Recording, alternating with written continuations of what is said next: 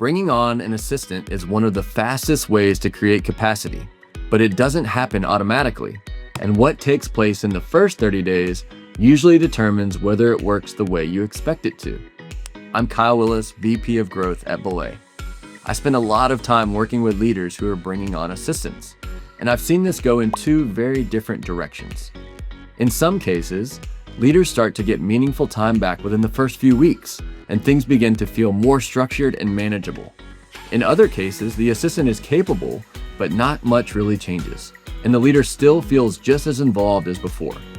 The difference usually comes down to how the relationship is set up early on.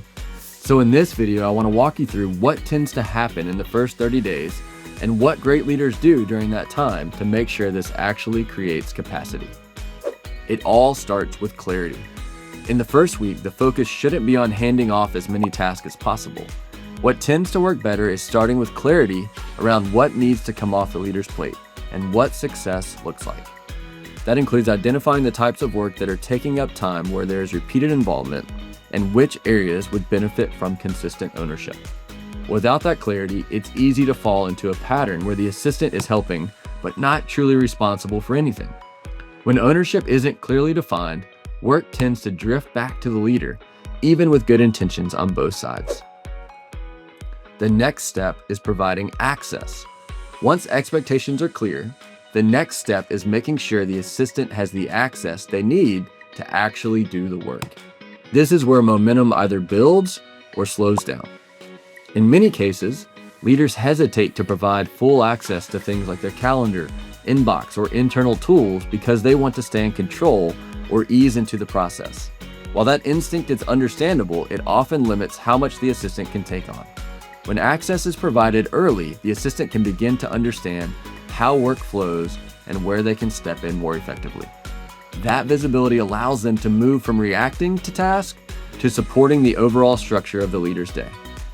This is where ownership takes hold. By the third week, the focus starts to shift from individual tasks to ownership of outcomes.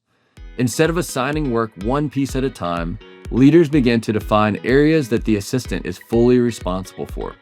That might include ownership of the calendar, inbox management, or meeting follow-up.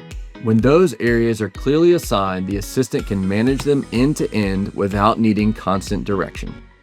This is usually where the relationship starts to change, because work no longer needs to come back to the leader for every step. Now it's time to refine the way you work together. By the fourth week, there's enough context in place to begin refining how things are done. The assistant has seen patterns, understands preferences, and has started to take ownership in certain areas. At this stage, consistent feedback becomes important. Small adjustments around communication, priorities, and execution help align how the work is handled over time. The goal isn't to get everything perfect right away, it's to build a working rhythm that continues to improve. Here's where this process often slows down. When this doesn't work as expected, there are usually a few common patterns behind it. In some cases, the leader continues to step back into the work instead of allowing ownership to take hold. In others, expectations remain unclear, so the assistant isn't sure where responsibility begins and ends. There are also situations where delegation stays at the task level for too long, which limits how much the assistant can actually take off the leader's plate.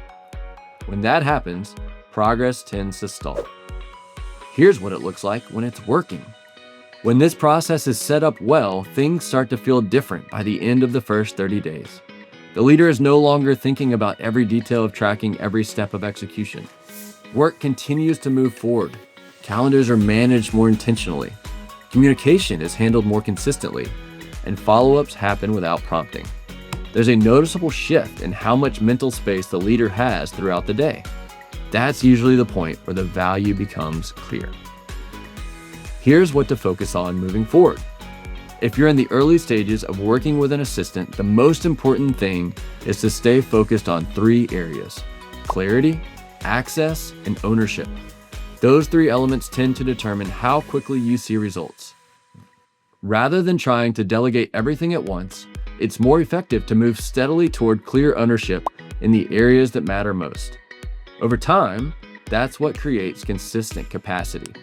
If you want help figuring out what to delegate in those first 30 days, and how to structure it so it actually works, download our guide, Delegate to Elevate.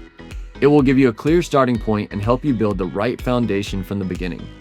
You can find the link in the description, and if you're still deciding what type of assistant you need, the next video walks through that in a practical way.